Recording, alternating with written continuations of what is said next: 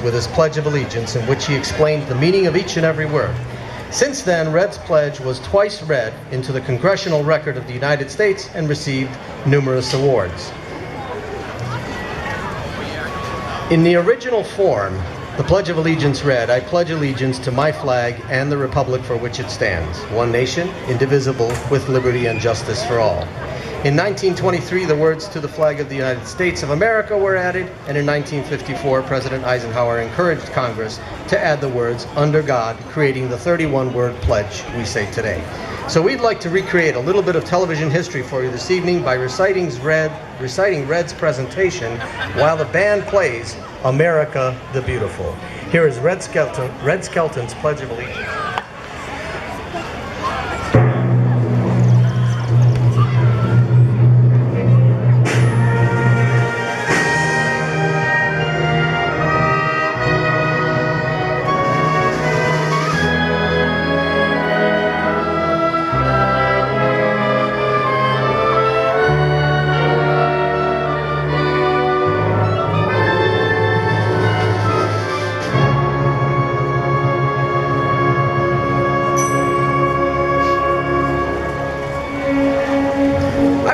Teacher that I had. Now, I only went through the 7th grade and I left home when I was 10 because I was hungry. This is true. I used to work in the summer and go to school in the winter. But I had this one teacher. He was the principal of the Harrison School in Vincennes, Indiana.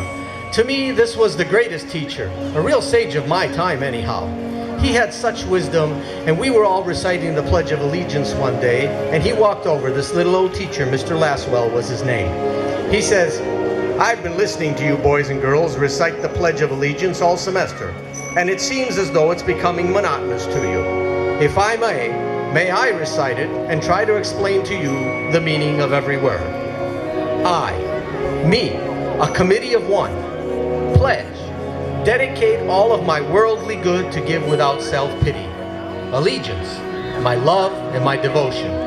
To the flag, our standard, Old Glory, a symbol of freedom. Wherever she waves, there is respect, because your loyalty has given her a dignity that shouts, freedom is everybody's job. United, that means we have all come together. States, individual communities that have united into 48 great states. 48 individual communities with pride and dignity and purpose, all divided with imaginary boundaries, yet united in a common purpose, and that's love of country. And to the Republic. Republic, a state in which sovereign power is invested in representatives chosen by the people to govern. And government is the people. And it's from the people to the leaders, not from the leaders to the people. For which it stands, one nation. One nation meaning so blessed by God. Indivisible, incapable of being divided. With liberty, which is freedom, the right of power to live one's own life without threats, fear, or some sort of retaliation. And justice, the principle or qualities of dealing fairly with others. For all. For all. Which means, boys and girls, it's as much your country as it is mine. And now, boys and girls, let me hear you recite the Pledge of Allegiance. I pledge allegiance to the flag of the United States of America, and to the republic for which it stands, one nation, under God, indivisible, with liberty and justice for all. Since I was a small boy, 2 states have been added to our country, and 2 words have been added to the Pledge of Allegiance, under God. Wouldn't it be a pity if someone said, that is a prayer, and that be eliminated from our schools too?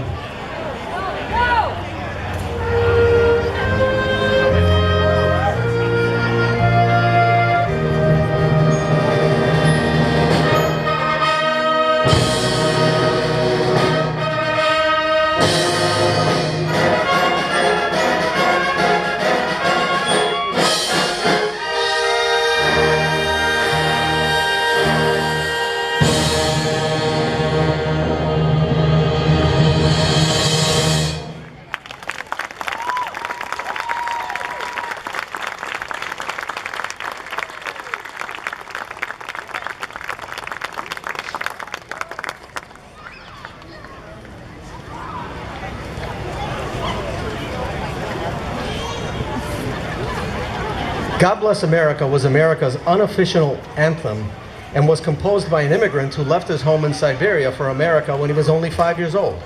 The original version of God Bless America was written by Irving Berlin during the summer of 1918 at Camp Upton on Long Island for a Ziegfeld-style review he put together. "Make her victorious on land and foam, God bless America," ran the original lyric. However, Berlin decided that the solemn tone of God Bless America was somewhat out of keeping with the more comedic elements of his show, and the song was laid aside.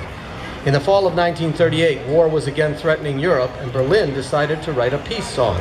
He recalled his tune from 20 years earlier, made some alterations to reflect the times. Singer Kate Smith introduced the revised God Bless America during her radio broadcast on Armistice Day in 1938. The song was an immediate sensation, and Berlin soon established the God Bless America Fund, dedicating all of the royalties of the song to the Boys and Girl Scouts of America. Now here are two lovely ladies, our own Jean Wenzel and Miss Lauryn Pouchert, to sing it for you. This is Irving Berlin's God Bless America.